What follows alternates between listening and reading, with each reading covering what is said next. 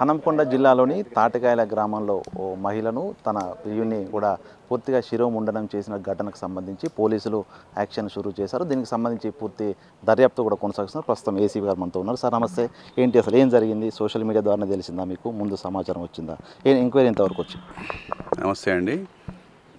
ఈరోజు ఎర్లీ అవర్స్లో ఒక వీడియో వైరల్ అయింది. ఆ వీడియోలో ఒక మహిళను ఇంకొక అతన్ని కొంతమంది మహిళలు పురుషులు కలిసి వాళ్ళను చిత్రహింసలకు గురిపెడుతున్నట్టుగా వీడియో వచ్చింది. ఆ వీడియో ఎక్కడిదని చెప్పేసి ఆరాధిస్తే అది తాటికాయల గ్రామ శివార్లోని ఒక పర్టికులర్ కమ్యూనిటీ వాళ్ళకు సంబంధించింది ఇది చేసినట్టుగా తెలిసింది. వెంటనే అక్కడికి మేము మా బృందం వెళ్ళి ఆరాధియగా అక్కడే జరిగిందని తెలిసింది. ఇది గత 23rd, 22nd రోజున ఈ రకంగా జరిగిందని తెలిసింది. తీరా ఆరాధిస్తే ఇప్పుడు ఎవరైతే చిత్రహింసలకు గురైన వ్యక్తి కానీ ఆ మహిళ కానీ అందుబాటులో లేరు. వారు నర్సంపేట దగ్గరలోని నల్లబెల్లి మండలానికి సంబంధించిన వారని తెలిసింది. అయితే ఇక్కడ అమ్మాయిని అక్కడి అబ్బాయికి 15 ఏళ్ల క్రితం ఇచ్చారట. అతడు ఇంకొక మహిళతోనే వివాహేతర సంబంధం పెట్టుకున్నాడని చెప్పేసి ఈ విషయంలో గతంలో నల్లబెల్లి పోలీస్ స్టేషన్కి వెళ్ళి కంప్లైంట్ ఇస్తే నల్లబెల్లి పోలీస్ స్టేషన్ వాళ్ళు వీళ్ళని పిలిపించేసి తమ వంతు బాధ్యతగా వీరికి కౌన్సిలింగ్ చేయడం జరిగింది.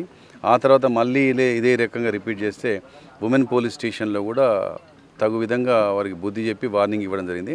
అయినా అతని ప్రవర్తనలో మార్పు లేకపోయేసరికి మళ్ళీ ఈ అమ్మాయి బంధువులు ఈ అమ్మాయి ఈ లేడీ ఇక్కడ తాటికాయలకు సంబంధించిన ఈ లేడీకి సంబంధించిన ఇది తల్లిగారు ఇక్కడే వీళ్ళ బంధువులు మిత్రులు అందరూ కలిసి మొన్న 23rd నాడు వాళ్ళు ఎందుకంటే ఆ అమ్మాయి అబ్బాయి ఇద్దరు కలిసి వేరే చోట ఇద్దరు సపరేట్గా లివ్ ఇన్ రిలేషన్షిప్ పెట్టుకున్నట్టు తెలిసిందట.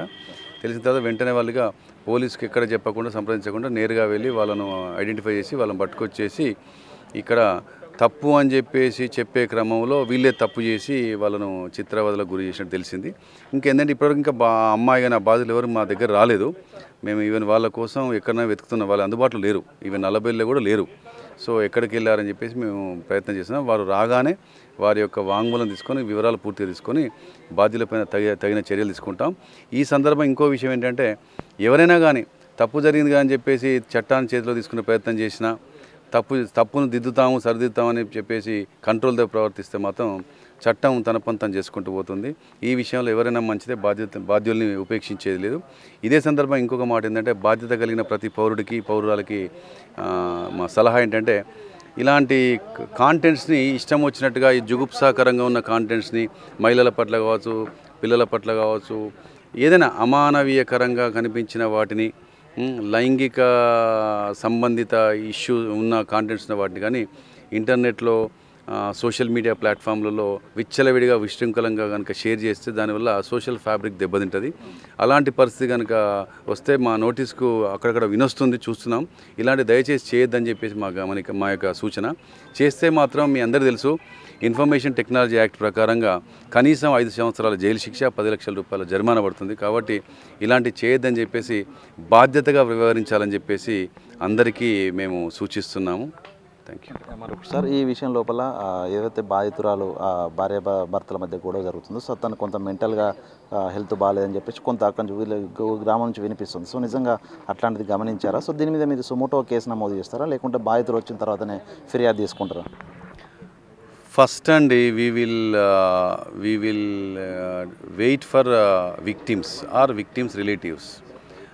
సో ఎవరైతే మేము విక్టిమైజ్ అయ్యామని చెప్పి ఫీల్ అవుతారో they are at liberty to come to police station for giving complaint. ఎవరు కనుక అందుబాటులో లేకపోతే దిక్కులేని వారికి లేకపోతే అందుబాటులో లేని వారికి మేము ఉన్నాం.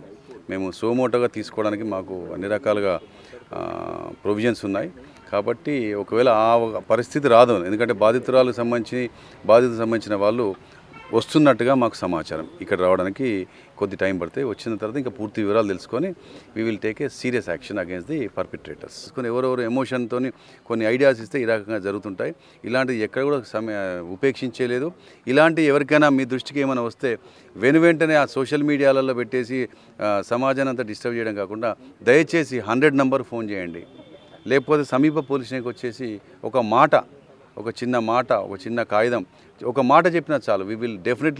we are there to come to your rescue and to the rescue of victims immediately.